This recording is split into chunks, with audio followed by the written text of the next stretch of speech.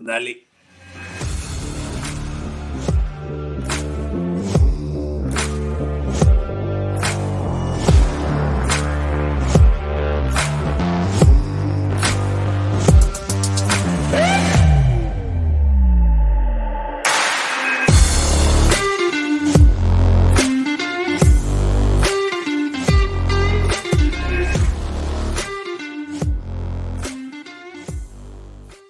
Bueno, viernes 24 de septiembre del 2021. Estamos ahorita con el doctor nuevamente y un amigo que nos viene a acompañar también y nos va a hablar acerca de temas bastante interesantes, pero pues antes que todo, ¿cómo han estado? ¿Cómo va el doctor? ¿Cómo ha visto la situación del COVID? Sigue nuevamente todo esto del COVID, ¿no? Es el tema central de las conversaciones de veces. Doctor, Pues ¿cómo va todo? sí, pues primero, gracias. El COVID llegó para quedarse. Parece como la política del enemigo interno en Latinoamérica, ¿no? Que usted tiene que ubicar el enemigo, pero primero hay que aniquilarlo internamente. No importa de dónde vengan ni de qué color político sea, pero hay que acabarlo. Y hablando pues de enemigos internos, pasando por el coronavirus, impresionado por demás por las protestas creo que fue Victoria, en Melbourne. Impresionado también porque pues este no es un país de huelgas, de protestas, de derechos sociales y aquí cuando la gente está en la calle protestando, pues eso es una noticia porque aquí las necesidades básicas están suplidas pues, pero hoy tenemos a alguien de la cultura, del país de la cultura maya, de esa deliciosa comida centroamericana, de las papusas, aquellos que no conocen las papusas, de los tamales guatemaltecos, me refiero a Víctor Hugo Muñoz, una persona que estudió Derecho y Periodismo en la Universidad San Carlos de Guatemala, una persona que tuvo que ver con el periódico crítico regional, un asesor de derechos humanos, un asesor de grupos constituidos en pro de la defensa social tan necesaria, tan crítica en Centro y Suramérica, pues asesor de bolivianos acá, partícipe del Frente Democrático Guatemalteco, bueno, habla de independencia, de soberanía, de libertad, de autodeterminación, algo totalmente muy extraño, muy pandémico en el país de donde venimos, ¿no? Víctor, bienvenido a nuestro programa. ¿Cómo está usted? Muchas gracias a Will y Alberto por invitarme a este importante programa que ustedes realizan cada viernes. Realmente hay que seguir impulsando ese tipo de eventos, de contactos con la comunidad, de lo cual bueno, son las comunicaciones virtuales ahora las que están funcionando. Claro que la pandemia exige este tipo de comunicación, pero que yo pienso que ya esto se venía venir antes pues, de la pandemia, porque ya se estaba trabajando mucho con actividades virtuales. Sí, de todas maneras, miren, hay muchas cosas que comentar, que hablar, lo que decía Alberto en su introducción sobre el COVID-19. Bueno, todo el mundo está severamente golpeado por esta situación y bueno, ha generado una reacción en muchos sectores sociales y es impactante pues porque nosotros cuando llegamos a este país hace 37 años era una paz, digamos, 100%. Los desfiles multitudinarios eran para celebrar la llegada de deportistas, de eventos internacionales. Las marchas que se veían, digamos, multitudinarias eran cada 1 de mayo, pero de una forma pacífica, donde no se manifestaban enfrentamientos. Pero ahora el COVID ha, digamos, conducido a esta situación porque obviamente tocó fondo el problema económico de la gente. Digamos, la gente, el nivel de vida que tiene este país, en el caso de Cisne, que es un nivel de los más altos del mundo, la ciudad de Cisne, muy cara, de lo cual al australiano a eso se le remueve, que ya no tenga esa posibilidad de el disfrute, pues, cada viernes, sábado, playas, clubs, fiestas, bueno, una serie de situaciones. Hoy ha cambiado totalmente esas relaciones sociales, económicas principalmente, de lo cual ha puesto en una situación bien complicada el caso de Melbourne en este momento.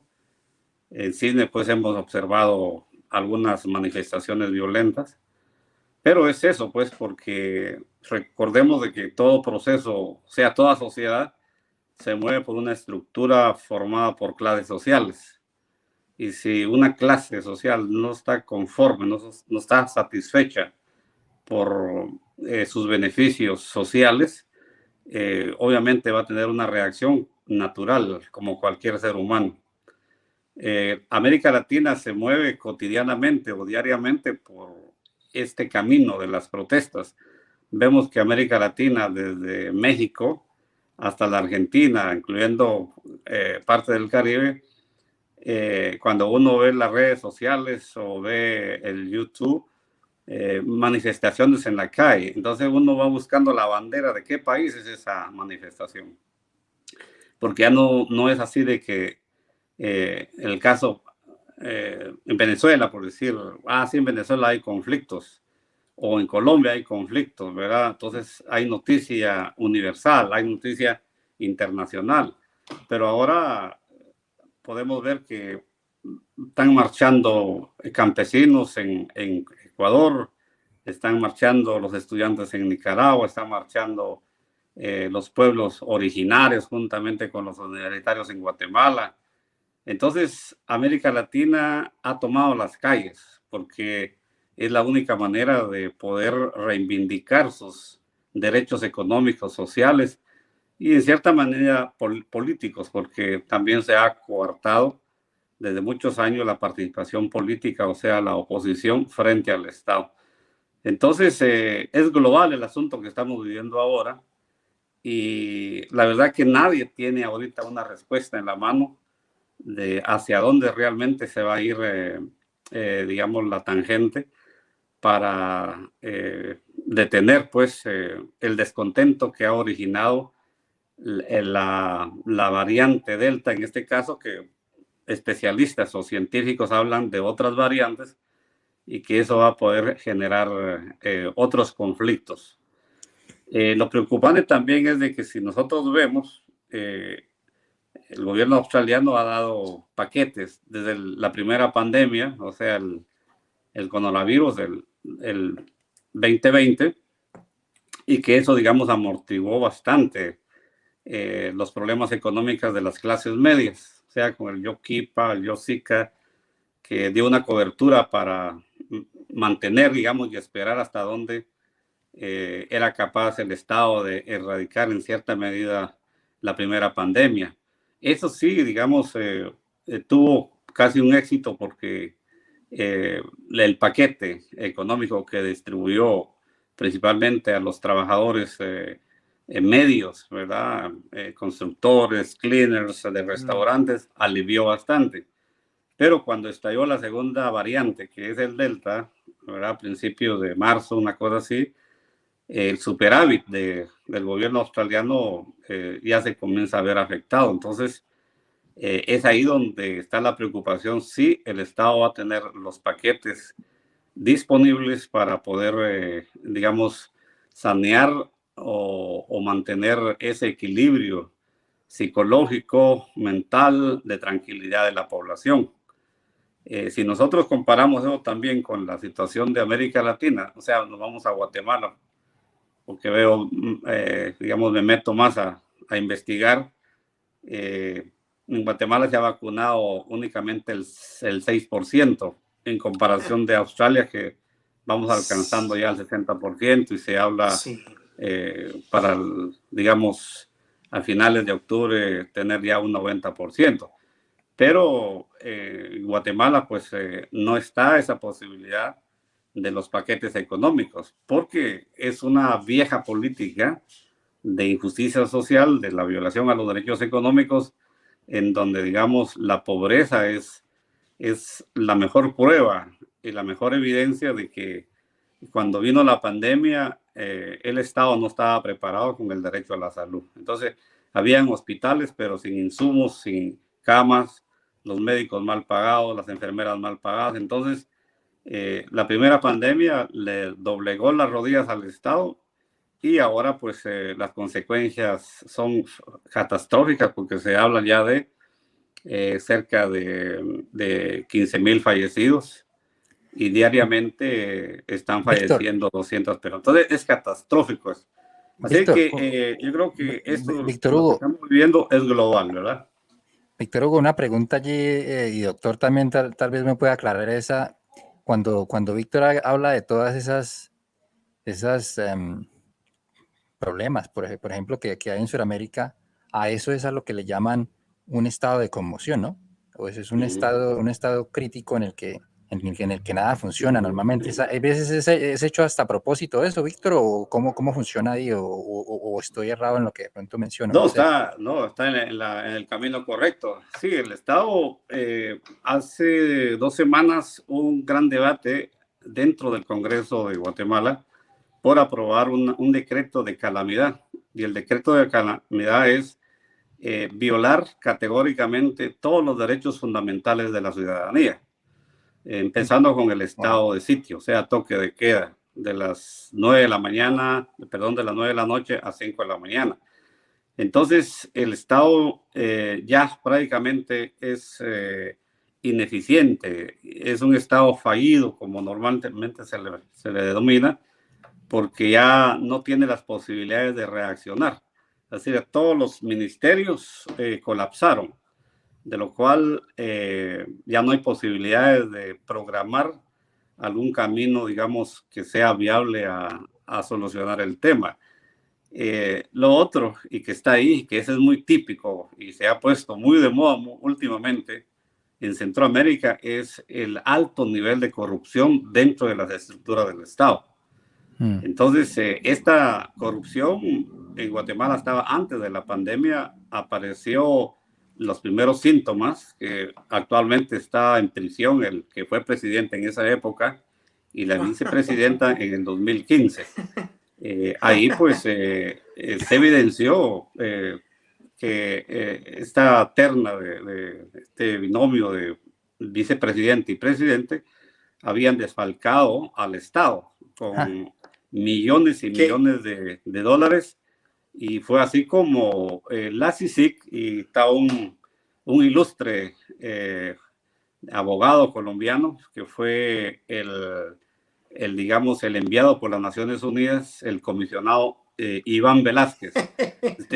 Ustedes ubican a Iván Velázquez. ¿Por qué se ríe el doctor? Eso suena. No, Iván es Velázquez que lo Víctor conoce, ¿usted parece tiene que fuera, referencia? es que la referencia es que Víctor parece que estuviera contando la historia de De un Colombia. expresidiario y de un expresidente colombiano, el Matafe, ¿no? El Sí. Caibajito, sí, expresidiario, expresidente Álvaro Uribe, ¿no? Y Claro. mandaron un abogado colombiano. ¿Será que habrá llegado con los de la moto? Pues si fueron, si fueron a hacerle la vuelta a Haití, pues a Guatemala, imagínese. ¿Y Oiga, qué qué pasó, feo. Víctor? Sí, entonces este presidente militar, general Otto Molina, y la vicepresidenta Roxana Valdetti, ellos fueron encontrados por la CICIG, por este gran abogado Velázquez, Iván Velázquez, que fue, digamos, el delegado de las Naciones Unidas para encabezar la Comisión Internacional contra la Impunidad en Guatemala, la CICIG. Y él desmanteló muchos casos que estaban tapados por los mismos dirigentes políticos, empresarios y militares. Entonces, Iván Velázquez fue realmente un héroe. Yo realmente admiro mucho, porque donde estaba metido Iván Velázquez, estaba metido dentro de las víboras, estaba metido o parado dentro de las fieras, y Dentro afortunadamente de, salió con vida. sí, yo recuerdo un profesor que decía algo cuando había que enfrentarse a las fieras, ¿no?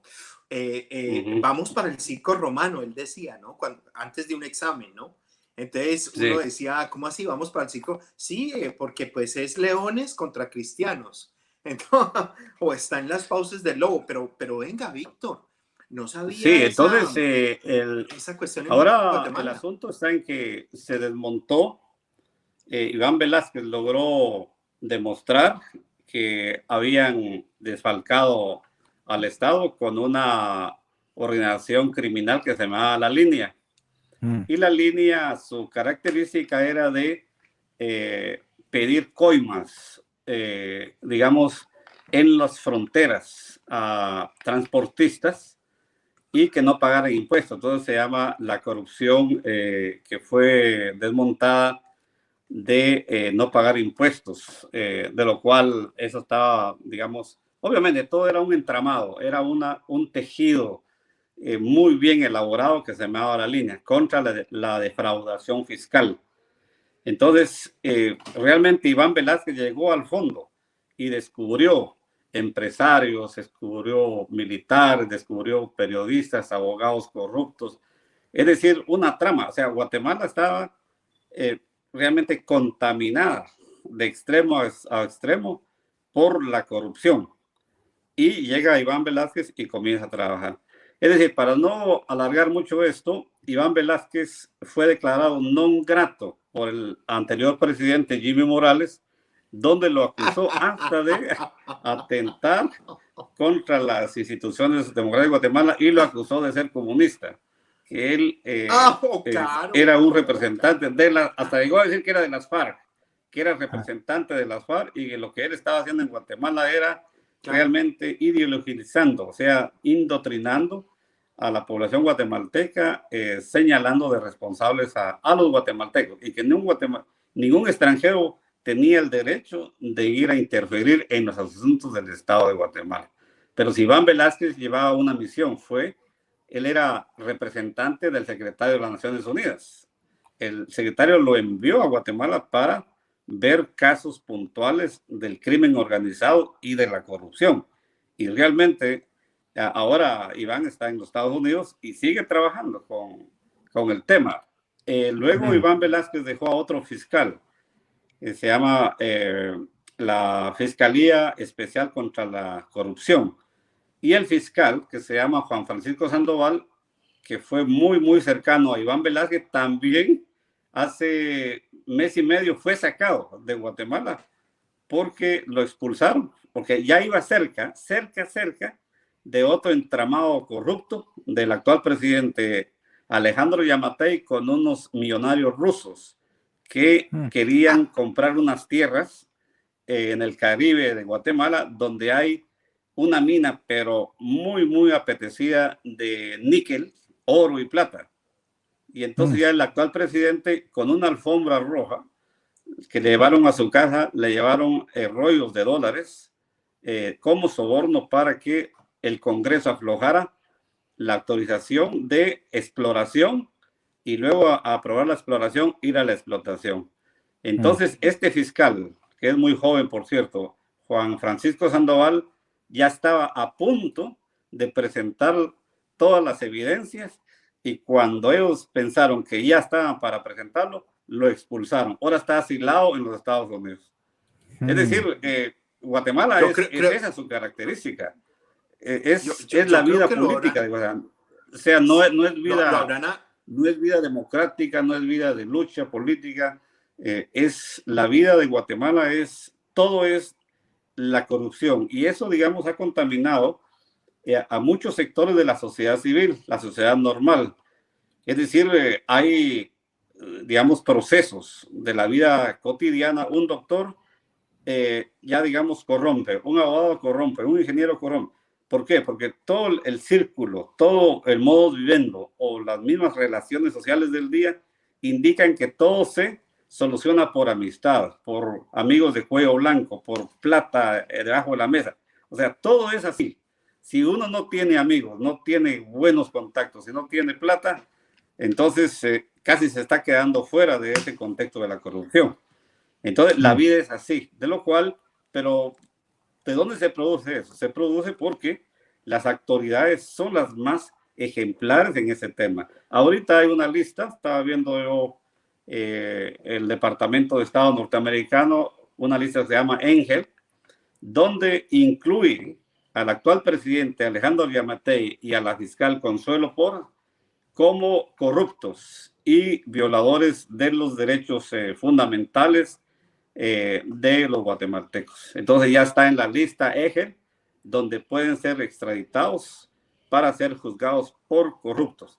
De lo cual, imagínense, un presidente que estuvo ayer en las Naciones Unidas ante la Asamblea, dando un discurso, pero fatal, vergonzoso, diciendo que lo atacan, que Guatemala se mueve por instrumentos verdaderamente democráticos y que el COVID que está combatiendo, que estamos haciendo el esfuerzo, que están llegando vacunas.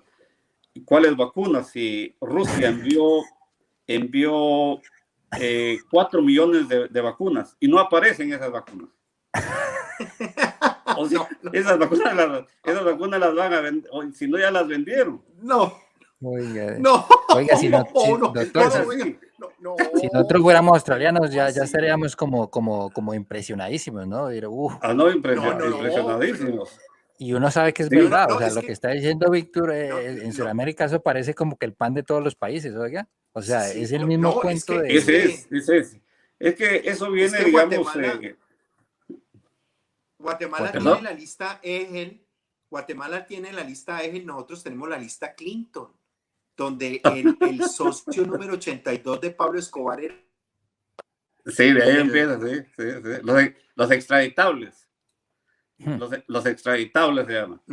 Sí. Yo me recuerdo, o sea, todos tienen esa lista. El Salvador tiene 18. Ahorita la República de El Salvador tiene 18 sindicados por corrupción y Guatemala ahora ya son 22. De lo cual, y son, digamos, apellidos de abolengo, gente que es de Acuña, que se mueven en la cuestión cultural, en los negocios, en las empresas, pero hay una familia Alejos, que es esa familia es dueña casi media Guatemala, ¿verdad? Y se meten con esa empresa, cuando estaba de funcionarios, con esa empresa brasilera Odebrecht. Ya iba para allá, claro. Claro, es lo que opera en Colombia, con Iván Duque también. La Odebrecht es la que da la plata para financiar candidaturas. Páselo con un whiskycito. O sea, con un vasito de agua. Sí, yo también, yo voy con agua. Yo voy con agua. Yo voy con agua. Oiga, doctor, eso realmente es un pan de todos los países, o sea, eso debe ser algo planeado también, o sea, todos están haciendo lo mismo, se ven los mismos problemas, los mismos de las mismas familias quedándose con todo. Hay algo raro en el sistema, ¿no cree usted, doctor? Sí, mira, no sé, yo te puedo decir o sea, así bien entre dos líneas. Esto es una estructura que viene desde la conformación de la colonia. Es decir, esto queda establecido después de la llamada conquista, ¿verdad? En el caso de Centroamérica, entonces los conquistadores, que luego se convirtieron en criollos, son los que dejaron o establecieron una estructura económica, social y política. Si nosotros vemos que eran los encomenderos. Los encomenderos eran los que llevaban las encomiendas a la corona después de la conquista y como recompensa de llevar oro, plata a la corona como tributo, la corona les daba autorización de tomar tierras de las que quisieran. Y por supuesto, tierras y esclavos. Entonces, así fue como se fue ampliando el abanico de la propiedad privada en América Latina o Mesoamérica, como se le llama. El caso de Guatemala fueron unas 10 familias criollas que quedaron después de lo que fue la llamada conquista, y ellos fueron los que estructuraron un sistema económico, social y político basado en la propiedad privada de la tierra. Y cuando ya hubieron movimientos de rebelión, de resistencia de los campesinos, entonces surge, digamos, la consolidación del ejército. Ya se exige ya la formación de un aparato militar para resguardar, velar y controlar los intereses de esa estructura elaborada por el colonialismo. Entonces, lo que estamos viviendo en Guatemala es una mezcla colonial neoliberalismo.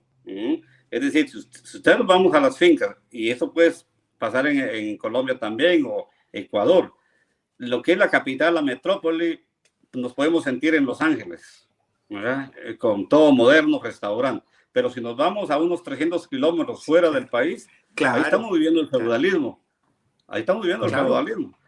Ahí hay gente desnuda. Permítame. Ahí, sí, permítame, yo es que quiero ahí entrar como con dos cosas fundamentales.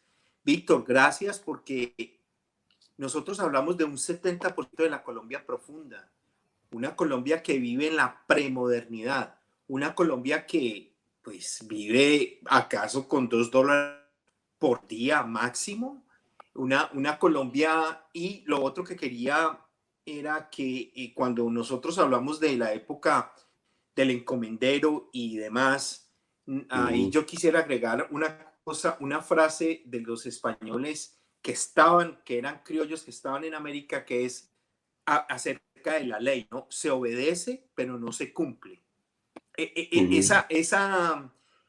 Ahí hay algo, ese es un tuétano de un hueso de la columna vertebral de la situación de América Latina. Se obedece, pero no se cumple. Por ahí va. Esa columna no se ha desactivado, ha quedado como tal.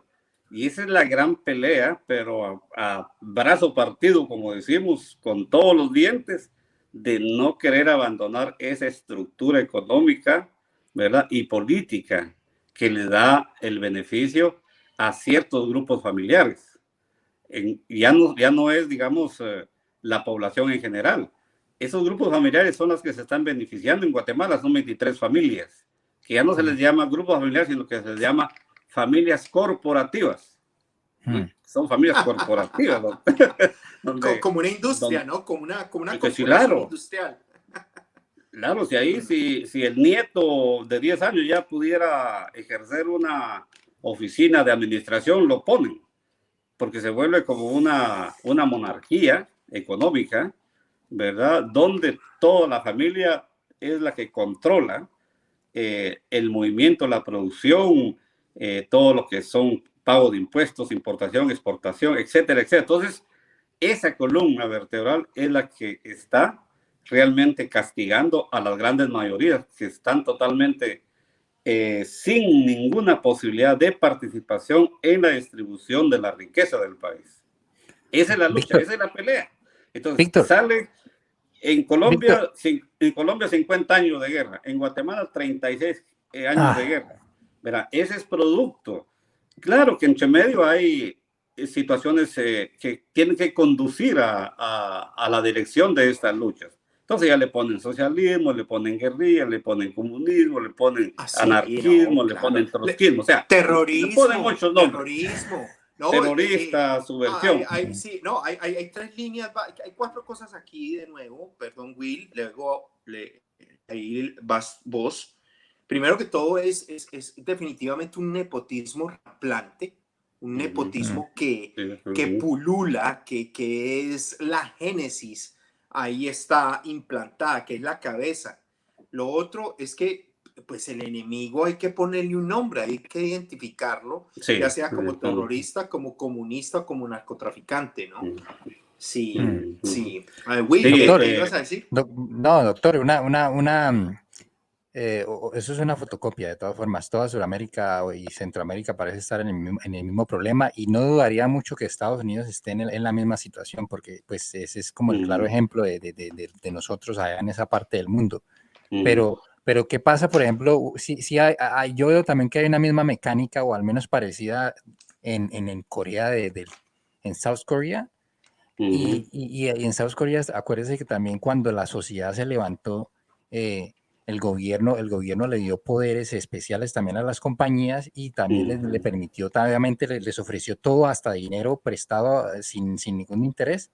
Y fue donde se crea también Samsung, que también son unas familias, las dueñas de Samsung, son unas familias, las dueñas de LG. Pero veo unos Corea del Sur en un progreso, o al menos deben tener muchos problemas, porque toda la sociedad los tiene, tal vez otra clase de problemas, algunos dicen mentales, mucha enfermedad mental en esos países por otras situaciones, ¿no? Pero al menos la comida y cosas como que realmente sí están garantizadas, o al menos se ve que estarán garantizadas. Y en Sudamérica, esas mismas familias que tienen esos poderes tienen a todo el mundo llevado del hambre. ¿Por qué sucede eso también así? En algunas sociedades y en otras no. Sí, es cuestión, como estábamos hablando con Alberto, y Alberto señala muy bien esto, la distribución del Producto Interno Bruto dentro de lo que es, digamos, la estructura de un programa de derechos humanos. Porque es esto, es la justicia social, digamos, practicada en base a los derechos humanos. Derecho a las viviendas, derecho a la salud, derecho a la educación, derecho, digamos, al trabajo con salario justo y con condiciones, digamos, verdaderamente humanas. Entonces, es eso lo que estamos hablando. Entonces, si hay una distribución equitativa del Producto Interno Bruto, donde hay, digamos, beneficios que puedan mantener, digamos, sin sobresaltos a la población, pues bueno, podríamos hablar relativamente que estamos viviendo en paz. Pero en países donde, fíjense ustedes, que el presidente de Guatemala gana $20,000 mensuales. $20,000 mensuales gana el presidente de Guatemala. Es el presidente que más gana de Guatemala, y es el país donde hay más pobreza. Porque en Guatemala estamos alcanzando más del 50% de pobreza, la normal, ¿verdad? Y por pobreza extrema estamos casi en el 34%. Es un país, después de Haití, con un enorme analfabetismo. Honduras, estamos ahí en la pelea, quién se lleva el segundo lugar. Pero es esa, la corrupción, la acumulación de riqueza y no la redistribución. Imagínense ustedes estas familias que son las que determinan qué Estado va a funcionar en determinado tiempo. No es realmente una posición libre, democrática e independiente de los partidos políticos que realmente tengan independencia como partidos políticos. No, cuando un partido político crece, se desarrolla, inmediatamente va al financiamiento de la clase empresarial. Entonces los encierran y les ofrecen millones de dólares para financiarles, digamos, el salto a la política y después a tomar las estructuras del Estado. Entonces ya ese Estado queda cooptado, queda encerrado. Claro. Exactamente, queda encerrado por esa clase empresarial, de lo cual está inmovilizada. En Guatemala se llama CACIF, que es Comité de Asociaciones Comerciales, Industriales y Financieras, CACIF.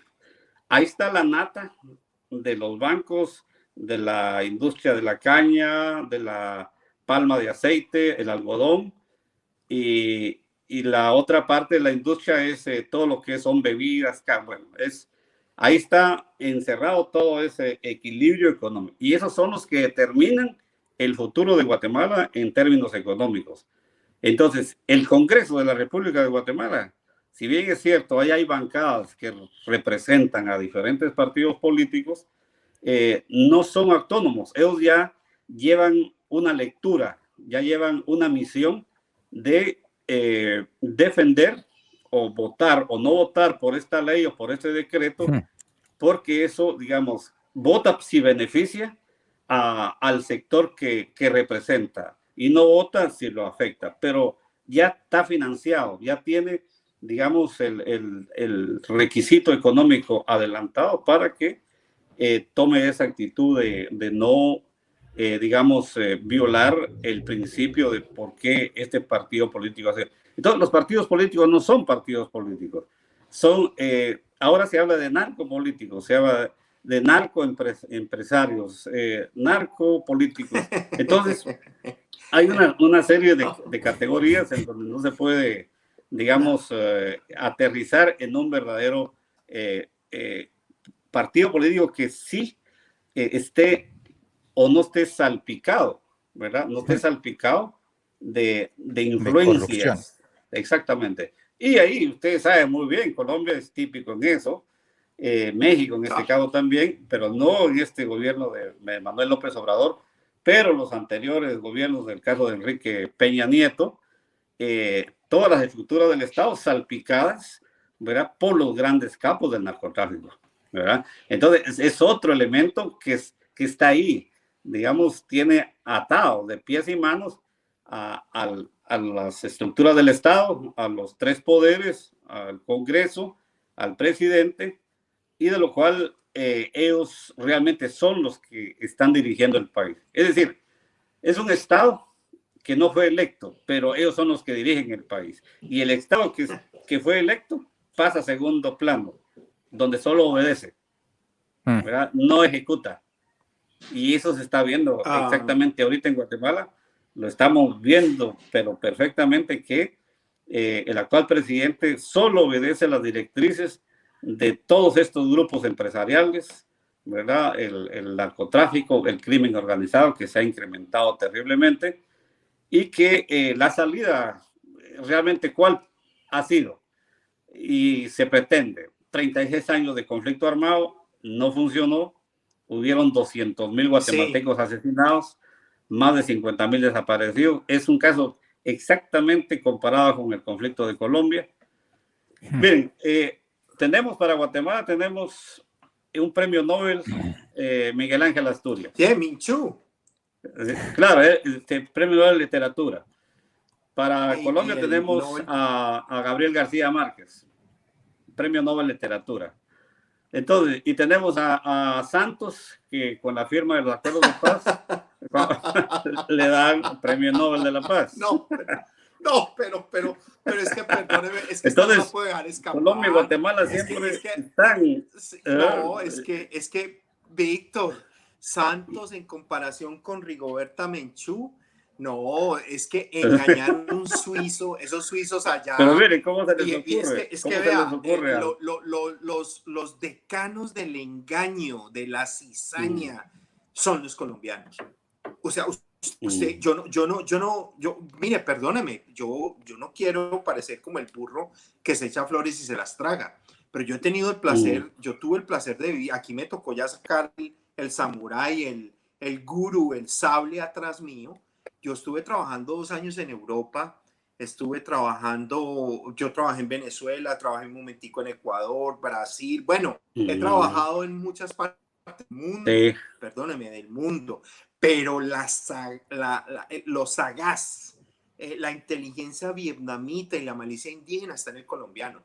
Y ese premio Nobel de la Paz, eso cogieron a esos suizos y les dieron, yo no sé, les dieron burundanga, o yo no sé cómo los cogieron y dijeron, no, el premio Nobel de la Paz es paz en Colombia. Eso, un tratado de paz pegado con babas, un tipo que no fue capaz de construir ni unos cambuches, pero bueno, la paz como... Es lo mismo que estamos hablando. Miren, si hubiera existido en Guatemala se firmaron los acuerdos de paz el 29 de diciembre de 1996. En Colombia se firmaron, parece, en el 2017, si no me equivoco. La Habana. Sí, ahí se firmaron los acuerdos de paz. Entonces decíamos, yo asistí a una conferencia donde se habló sobre la posibilidad, la esperanza de la paz en Colombia.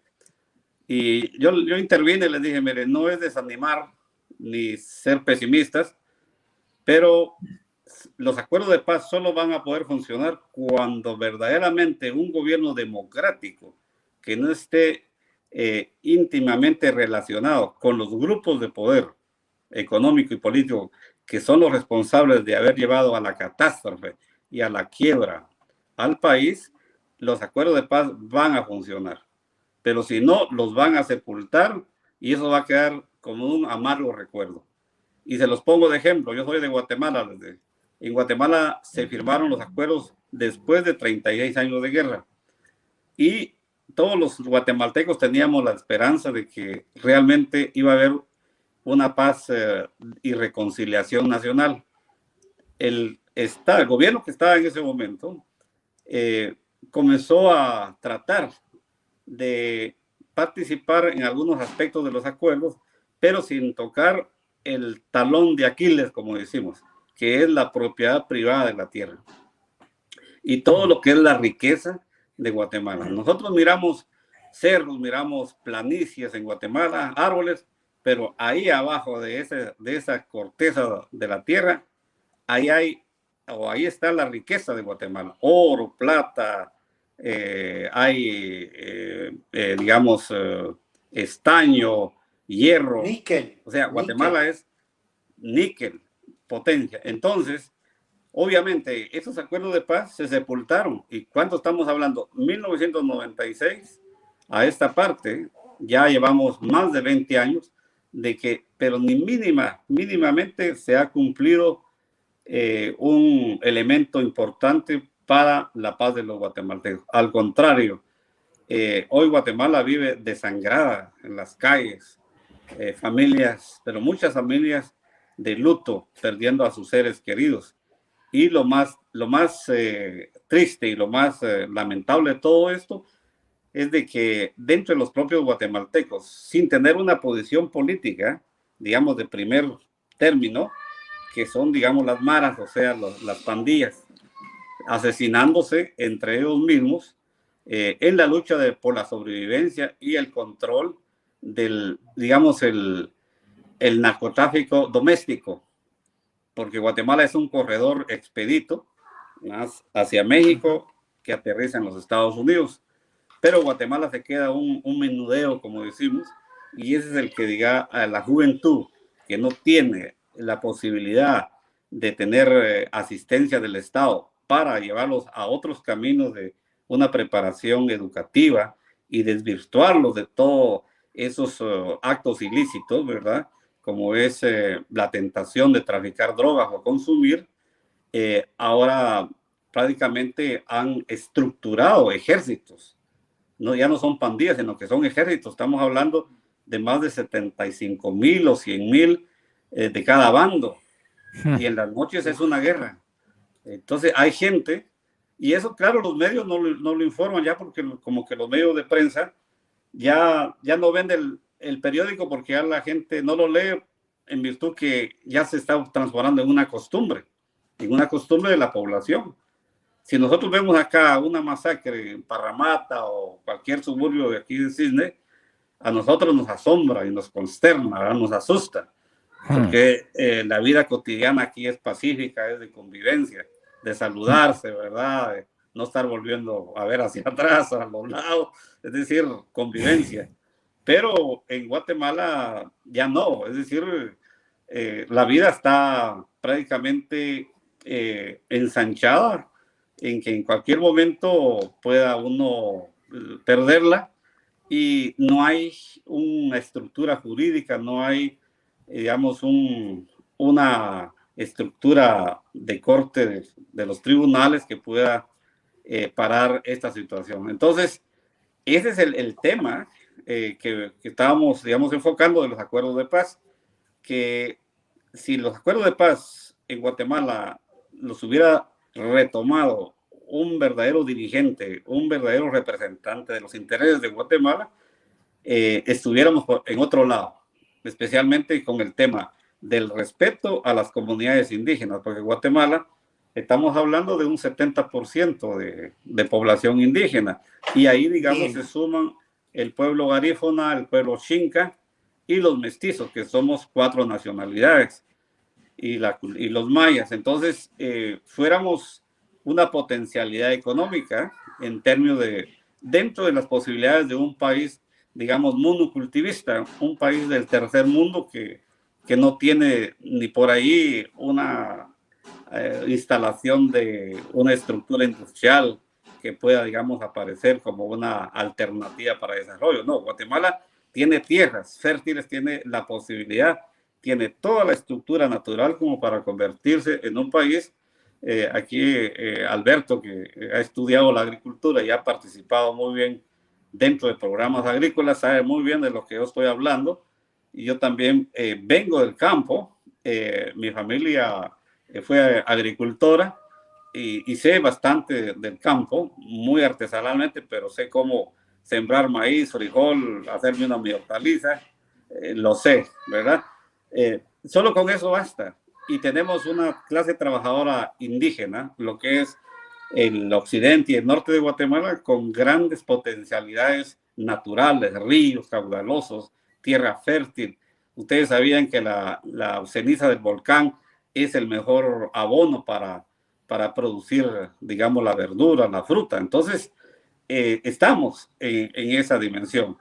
Pero se necesita, como en Colombia, como en cualquier país de América Latina, necesitamos un dirigente o una estructura del Estado que ponga las cosas en su lugar, las ponga en orden y que comience a trabajar por la ciudadanía y no que comience a enriquecerse en 2 meses, 3 meses, él y su familia, amigos cercanos, y que deje al país totalmente en la quiebra y en una situación de pobreza. Entonces, esto es un tema que nos incumbe a todos los seres humanos, diría yo, ya no solamente los latinoamericanos, sino que yo estoy seguro que acá los hermanos colombianos, aunque aquí tengan sus posibilidades de poder desarrollarse, estudiando sus maestrías, sus estudios, su corazón está allá con su familia, con sus amigos, en su pueblo, porque uno viene del pueblo. Nuestros países son del pueblo, son pueblos, porque venimos de barriadas, venimos de lo natural.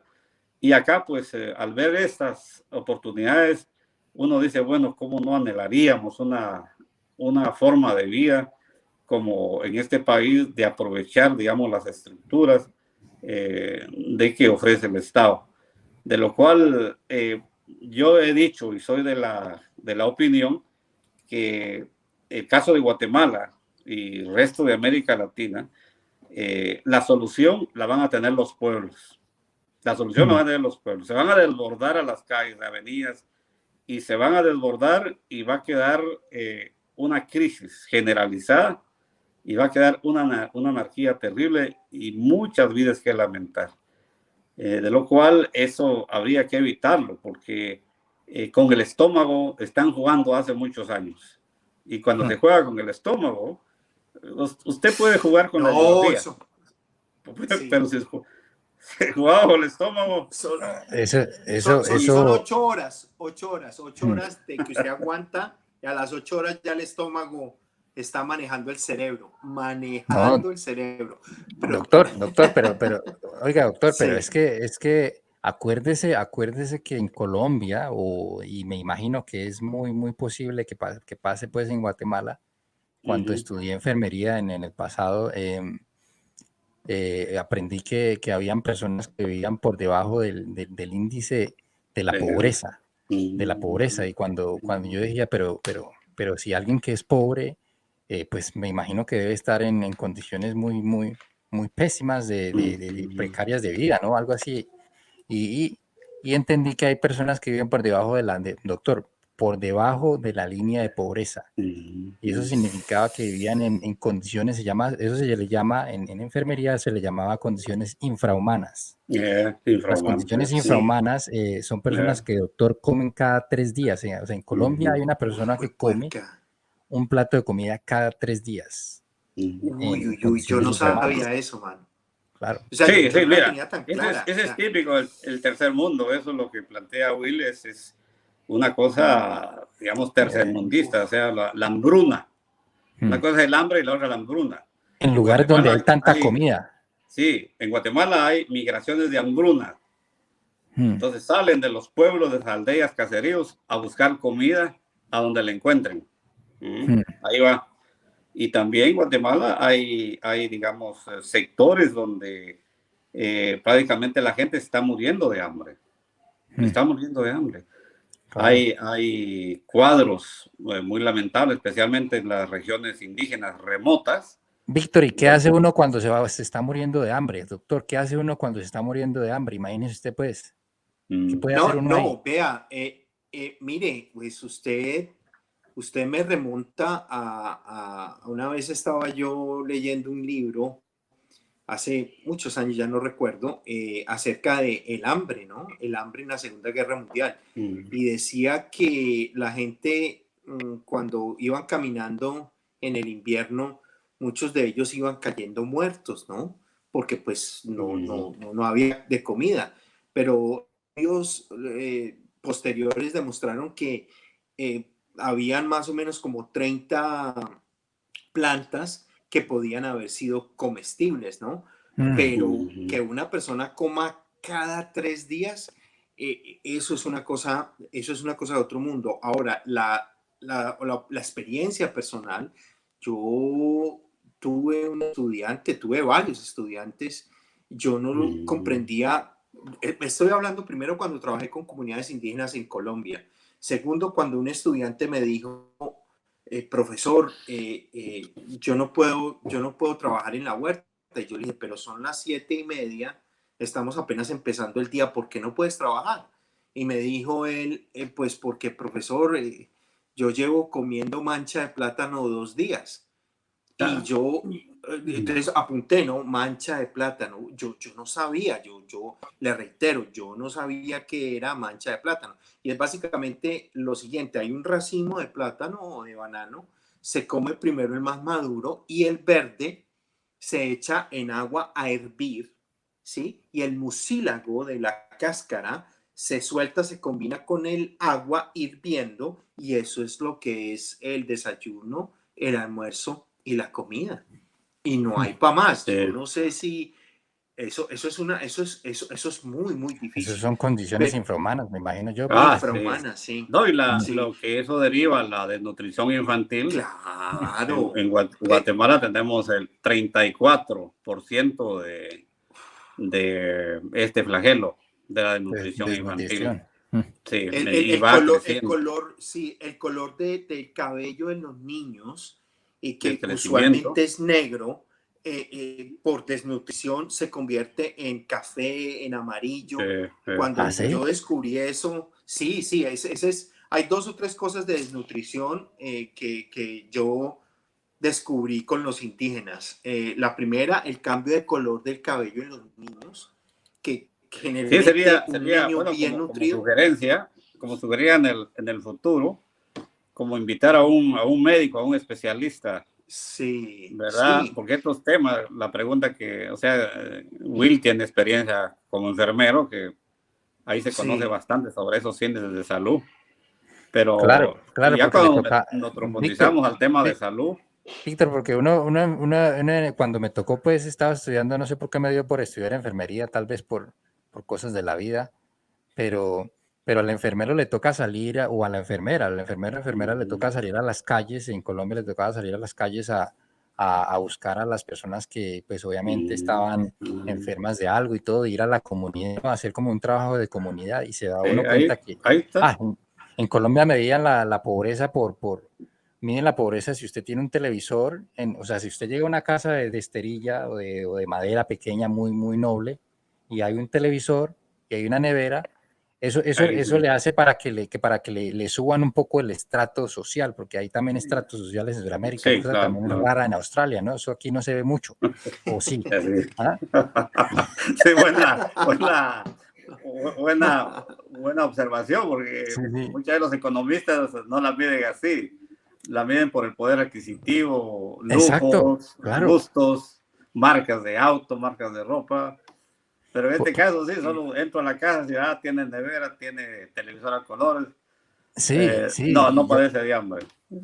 No parece, claro, y hay personas por más televisor que tengan y por más, porque eso son cosas del capitalismo que quiere vender pues cosas a todo mundo, y todo mundo necesita un equipo grande para poder escuchar música y una televisión último con el último, Claro, no sé, claro, no me quiero todas quedar son atrás, necesidades que hay veces la gente se toma, ¿no, doctor? Que se meten en necesidades, Sí, pero pues vea, sí, ¿no? Yo quiero virar un poco la conversación. Víctor, yo quiero mostrarle una sección del programa que sí. la venimos haciendo ya hace como más o menos un mes o de pronto un poco más. La sesión se llama, sí, la sesión se llama Los Sonidos del Recuerdo, con el patrocinio de Papel Higiénico Caquita. Ah, Y señorita, señora, no se meta el dedo, use palillos Fígaro. Pues hoy tengo para usted esto, ¿no? Vamos a ver si lo podemos mirar. Se llama Latin American Bestseller Canciones del Corazón, Trío de Los nuevo Panchos, con sí. los boleros del trío Los Panchos. Sí, señor, ¿Qué y época de pues mi voy a mamá? poner un tema. Sí, voy a poner un tema a ver si aquí tengo el tocadisco, la vitrola, no Sí, sé. tiene que ser así, porque si eran Los Panchos, tiene que ser Sí, mi trola. sí, sí. esos Y ya vamos no a ver vienen en el si, CD. sí, vamos a ver si sabes el nombre de este tema, ¿no? Entonces vamos a ver, ahí se escucha al fondo el bolero. Sí, estudio, sí, Viene, escuché. viene.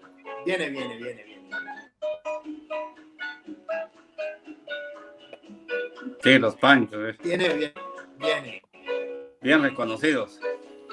viene la letra. Ahí viene. Sabe mucho,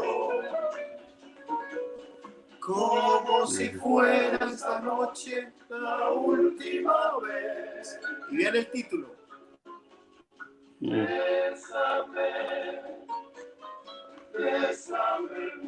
Mucho. Bueno, Esas eran sí. las canciones de mi mamá ¿Qué te Sí, en recuerda los este años bolero? 50. le ¿Qué te recuerda esos recuerda? tiempos. Sí, sí, mis tíos las ponían. Sí, Sí. El tema, ¿sabes cómo se llama, Víctor? Sí, El tema se llama Bésame mucho. Bésame mucho, un Bésame mucho. bolero muy Sí. famoso del trío Los No Panchos. famoso. Vic, Ese es latinoamericanista. sí. Sí. Víctor, cuéntanos un poco ese momento en que colaboras para traer a Rigoberta Menchú a Australia. ¿Cómo fue eso? ¿Cómo traen una mujer tan representativa de Centroamérica, Premio Nobel de la Paz? Ujú. Sí, mira, Rigoberta obtuvo el premio en 1992 por su trabajo, donde ella denunciaba en diferentes partes del mundo la violación a los derechos humanos en Guatemala y particularmente el genocidio contra las poblaciones indígenas en el norte y occidente del país. Pero ¿cómo conocimos a Rigoberta? Rigoberta llegó muy jovencita a la Ciudad de México, tendría 22 años de edad, como resultado de las políticas de contrainsurgencia que practicó el ejército en ese momento. Su libro, que se llama Así me nació la conciencia, me llamo Rigoberta Menchú, y también hay un documental muy interesante, creo que está en YouTube, que se llama Cuando las montañas tiemblan. Así se llama, Cuando las montañas tiemblan.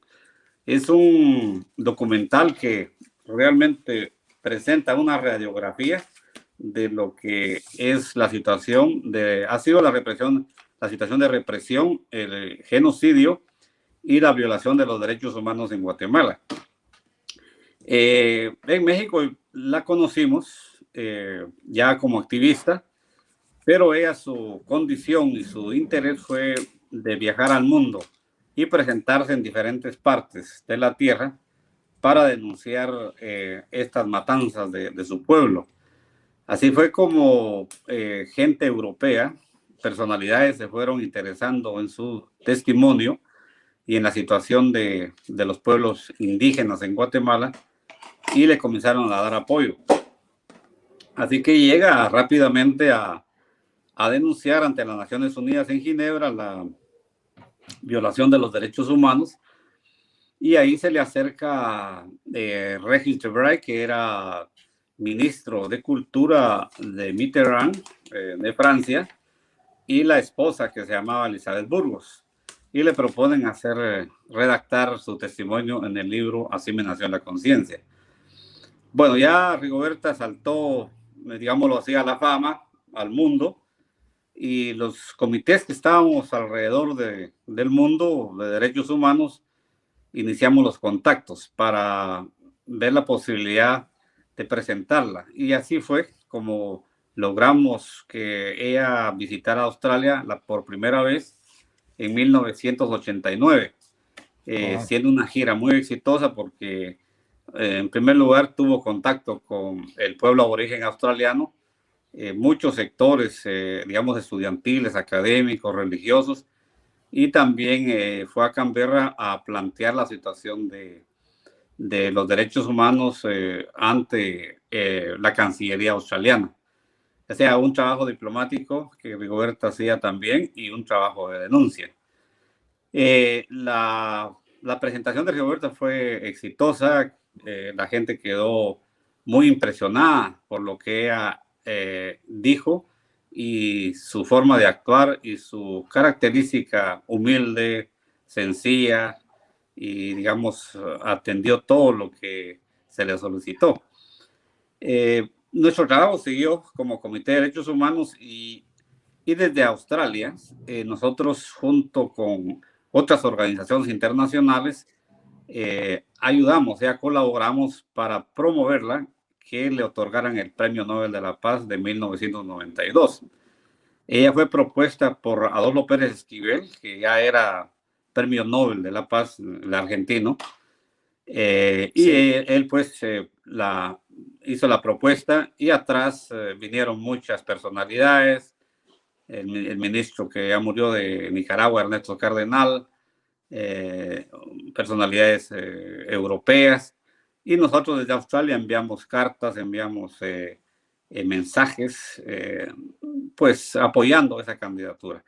Así que felizmente le otorgaron el premio precisamente cuando se cumplían 500 años de la invasión a América Latina, que se le llamó los 500 años de invasión. Entonces, como, digamos, reconocimiento a esa lucha de los pueblos originarios de todo el mundo, porque ahí a Rigoberta, al obtener el Premio Nobel de la Paz, se convierte en una representante mundial de los pueblos aborígenes o los pueblos originarios. Entonces, acá, ya cuando ella vino nuevamente invitada por las organizaciones y también por el gobierno australiano, visitó a las poblaciones aborígenes donde se hicieron actos muy importantes. Esa presencia de Rigoberta por segunda vez fue también un éxito y de lo cual quedamos en sintonía para continuar los trabajos de solidaridad pues con la lucha de los pueblos originarios hasta hoy día. Como ustedes saben, por la misma característica del racismo, la xenofobia y toda la discriminación que existe contra el pueblo maya, y esto es característico en todos los países donde las poblaciones indígenas son mayoritarias, el caso de Bolivia, Ecuador, el caso de Colombia con los afrodescendientes.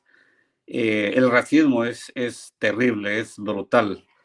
Entonces, Rigoberta postuló 2 veces para candidata como presidenta pensando que tendría, digamos, el chance de derrumbar al colonialismo, de derrumbar a la oligarquía criolla y que, digamos, Guatemala se transformara en un rescatista, digámoslo así, de sus territorios y sus tierras, sus riquezas, sus ancestros, todo lo que eso envuelve la cultura maya, pero en las 2 oportunidades no tuvo ese chance por las mismas circunstancias que les manifiesto, donde hubieron, la oposición no fue política, sino que fue racista. Fue terriblemente racista, donde se le lanzaron muchos insultos, situaciones que había mucho que lamentar. Así que ahí quedó la posibilidad y ahora Rigoberta pues sigue con un trabajo muy importante, ya que después del Premio Nobel de la Paz inauguró lo que se llamó una agencia o una misión del Premio Nobel de la Paz, en donde ahí hacen trabajos de proyectos de educación popular, arte, música. Es decir, es muy importante. Yo cuando estuve en Guatemala en el 2007, estuve visitando esa institución que tiene mucho que decir, y de aquí de Australia se llevó un lienzo con todas las firmas, que cuando ella vino en el 92, se firmó un lienzo con la foto de ella y esa fue colgada allá en el edificio donde están las oficinas del Premio Nobel de la Paz. Así que esto fue muy importante. Y bueno, ya a nivel personal, con Rigoberta somos de Guatemala, la familiaridad pues excelente, estuvo viviendo aquí en nuestra casa, muchos compañeros, amigos vinieron a la casa para conversar con ella ya informalmente y quedamos bastante familiarizados, de lo cual creo yo que ha sido en ese sentido un éxito del trabajo que nosotros hemos hecho por los derechos humanos en Australia durante 37 años. Es decir, cuando yo llegué aquí a Australia en el 84, ya en el 85 se formó el primer comité de derechos humanos de Guatemala en Oceanía. Es decir, no había ningún otro comité. Y este comité pues fue muy bien atendido por la comunidad australiana y los compañeros de Brisbane, los compañeros australianos, guatemaltecos, también se unieron a esta causa por los derechos humanos y también siguen trabajando allá en Brisbane a manera de ir pues tratando de coadyuvar, de sumarse al clamor de cambios en Guatemala, porque Rigoberta, si bien es cierto, pasó un periodo muy importante de su lucha, que la inició en 1982, y todo ese trayecto que ha vivido en las diferentes, digamos, estratos o escenarios internacionales con la cuestión de los derechos humanos, ya eso para la prensa puede ser como agotado, pero no es así. O sea, vienen otros nuevos dirigentes que están ahorita en las calles, están tratando digamos, imitar el legado de Rigoberta a manera de ir buscando las condiciones de las coyunturas de paz, de libertades, de justicia social, y que Guatemala pueda tener, digamos, en un momento dado, una salida verdaderamente democrática, sin sobresaltos, donde puedan ya compartirse lo que realmente es Guatemala. Entonces, ese es el tema en donde estamos enfrascados. Y acá, pues, este libro, se los mostré rápidamente, se llama No hay historias vitales, que se hizo, creo que en 2016, una cosa así, donde hay testimonios de nueve latinoamericanos que estamos asilados en Australia, donde hay chilenos, salvadoreños, uruguayos, ¿qué más? Nicaragüenses, sí, eso serían, sí, la mayoría chilenos. Entonces aquí hablamos nosotros, resumidamente, por supuesto, la situación por las cuales vinimos a Australia y cuál fue la motivación que nos dio venir a Australia y cuál es nuestra proyección. También hay un documental, yo creo que todavía está colgado en el YouTube. Si ustedes van a No hay historias vitales, ponen Víctor Hugo Muñoz y Beatriz Muñoz, que es mi compañera, ahí puede ser que no la hayan quitado, ahí puede estar todavía estos documentales. Tuvo una muy buena aceptación. Esto lo trabajaron dos periodistas de la radio SBS de habla hispana, Florencia Melgar y Jorge Jordán, ecuatoriano, me parece, o peruano. hicieron un gran trabajo porque realmente recopilar todos los testimonios, filmar, editar, luego fotografías, etcétera. Y parece que se hicieron más de 200 ejemplares. Unos se vendieron, otros se donaron. Pero queda pues una reseña, queda una muestra de todo lo que nosotros hemos hecho por acá.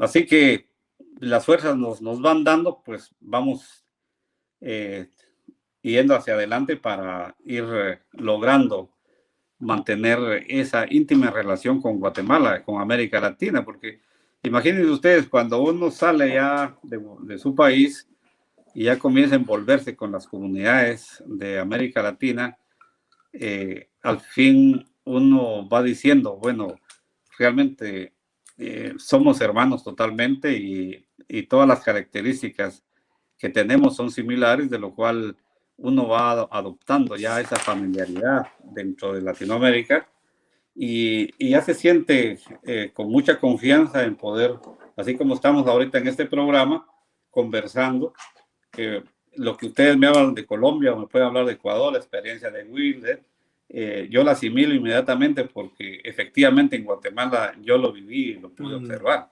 Entonces eso no es extraño. Pero si he tenido la oportunidad de conversar con australianos que por X razón quizás solo leen Asia y les gusta Europa y llegan hasta los Estados Unidos en historia, pero dejan a un ladito la historia de América Latina, y cuando uno les comienza a hablar de lo que es América Latina, es como que uno les está contando que ha bajado de Marte o de otro planeta y les está pintando un mundo totalmente diferente. Eso me ha tocado, o sea, cuesta porque ubicarlos, ¿verdad? Y se sacuden, sí, pero ¿cómo es eso que ahí matan a las mujeres? O sea, yo no entiendo cómo matan a una muchacha de 13 años, o cómo una niña está embarazada de 10 años, o cómo, digamos, una madre puede tener la capacidad de tener 10 hijos y los mantiene, los saca a flote y bueno, hace una familia. Y no hay beneficios, no hay desempleo, no hay childcare, no hay esto y esto y esto y lo otro. ¿Y cómo hacen para sobrevivir ustedes ahí?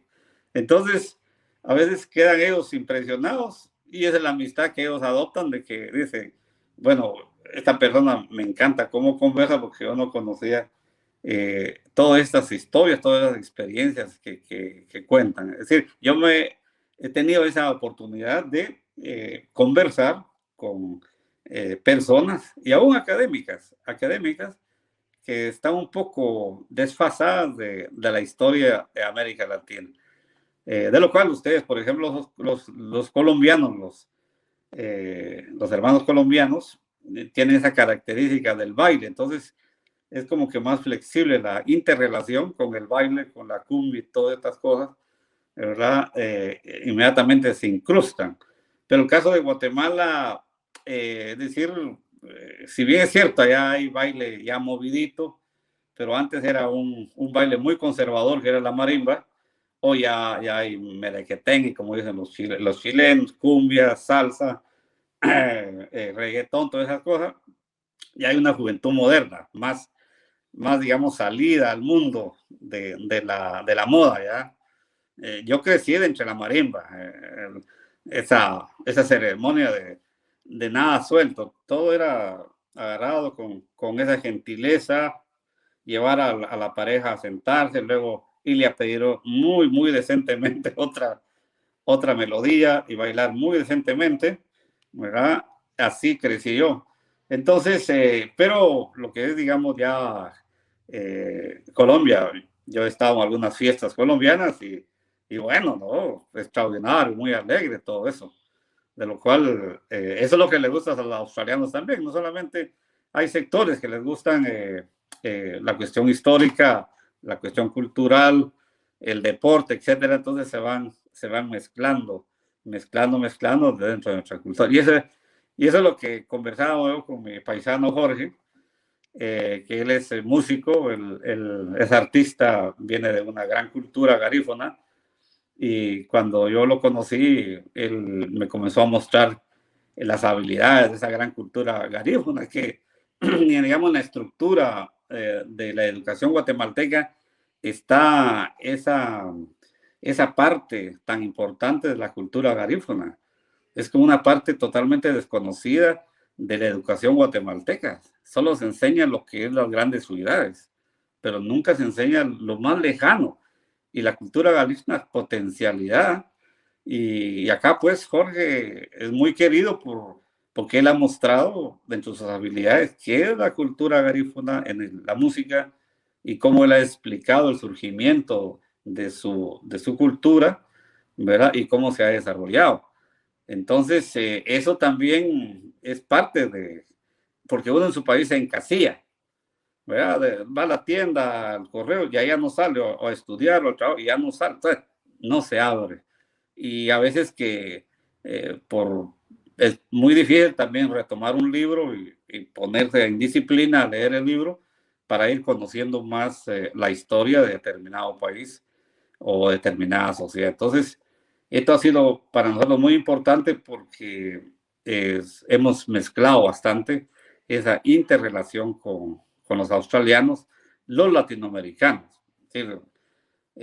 Caso, cuando nosotros venimos aquí a Australia en el 84, habían ya comités establecidos de chilenos, de uruguayos, argentinos, salvadoreños, y caímos nosotros. Entonces, ya nos hermanamos bastante y luego hicimos una gran amistad, un gran conglomerado latinoamericano, que ya todos los fines de semana estábamos organizando eventos de recaudación económica, porque es otra de las cosas que América Latina, ustedes saben, y lo vemos frecuentemente, los grandes desastres naturales que ahí ocurren, terremotos, erupciones de volcanes, huracanes.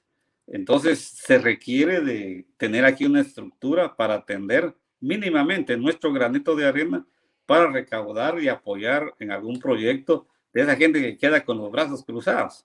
Yo me recuerdo en Colombia hubo un desborde de un río hace como 4 o 5 años, que se llevó todo un pueblo, se llevó ese río, que quedó en deslave.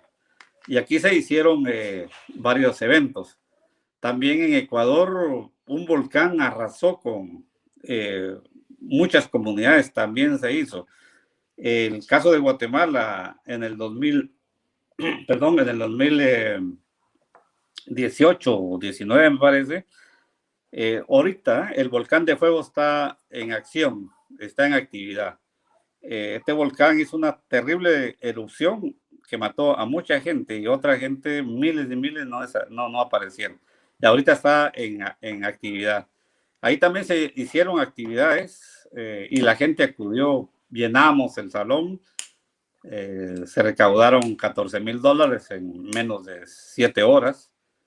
Y entonces eso es, pues, yo creo que el sentir de lo que nosotros, digamos, podemos hacer en Australia y qué es lo que realmente nosotros llevamos en nuestro corazón, en nuestro sentimiento en relación a nuestros países. Digamos, sin tocar el tema ideológico, político, porque eso ya es aparte. Si, digamos, somos seres humanos, es lo primordial que debe persistir o debe premiar, ¿verdad? O sea, el sentimiento humano a la necesidad del prójimo. Sin decir, que este es evangélico, este es de izquierda, este es de derecha, no. O sea, hay un problema humano de desastre, donde hay catástrofe, hay desastre, vamos a la ayuda. Y eso es lo que nos ha valido poder abrazar más comunidad social. Y aunque los guatemaltecos aquí somos como 700, 800 en toda Australia, pero cuando enarbolamos algo en tiempos normales, ¿verdad? Sin pandemia, inmediatamente todos los hermanos latinoamericanos acuden, porque hemos amasado, hemos estructurado desde hace 37 años, ¿verdad? Una hermandad fraterna, solidaria, unificada, donde el sentir común es ayudar, pensar con buenas ideas en beneficio, ¿verdad? Aunque no vamos a solucionar el problema de los afectados allá, pero yo creo que moralmente podríamos estar satisfechos por toda la vida de que no fuimos indiferentes a ese dolor dentro de nuestros hermanos en América Latina. Claro.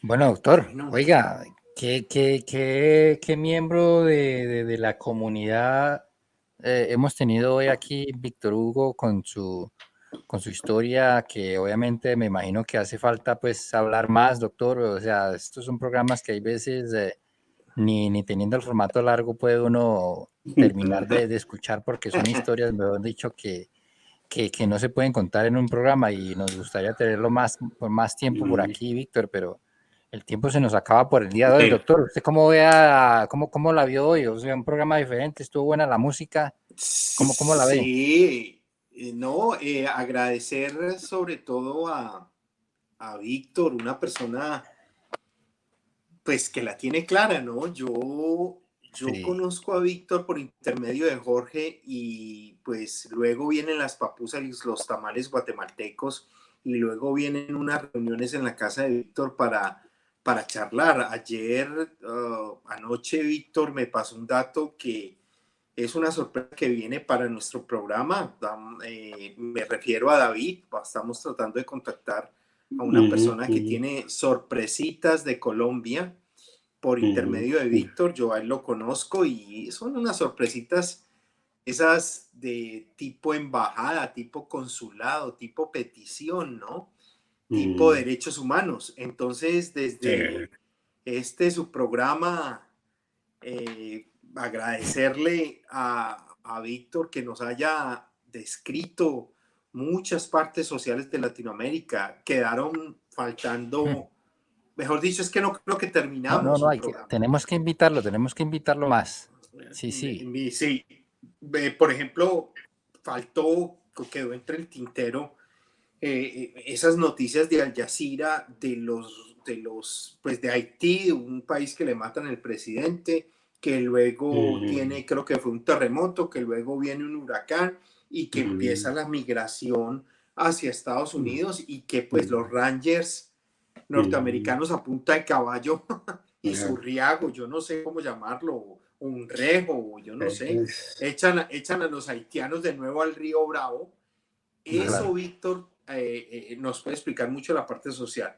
Agradecerle de todas maneras a Víctor de nuevo por el tiempo que nos ha comentado de aquella latinoamericana social, de aquella Latinoamérica social, perdón, de aquella Latinoamérica que pues Víctor llegó aquí y empezó a formar cosas, ¿no? Faltó la experiencia con los bolivianos, pero bueno, gracias, Víctor. Sí, les agradezco mucho, apreciados amigos, a Will, a Alberto, que sea estos temas son candentes, son emocionantes. Es tan emocionante a veces que supera la imaginación de lo que está pasando en América Latina Mm, y que es un continente cambiante abruptamente mm, en toda en términos naturales, en términos sociales y políticos. mm. Sí. Es decir, no podemos decir hay una estabilidad para mañana o para pasado, ¿no?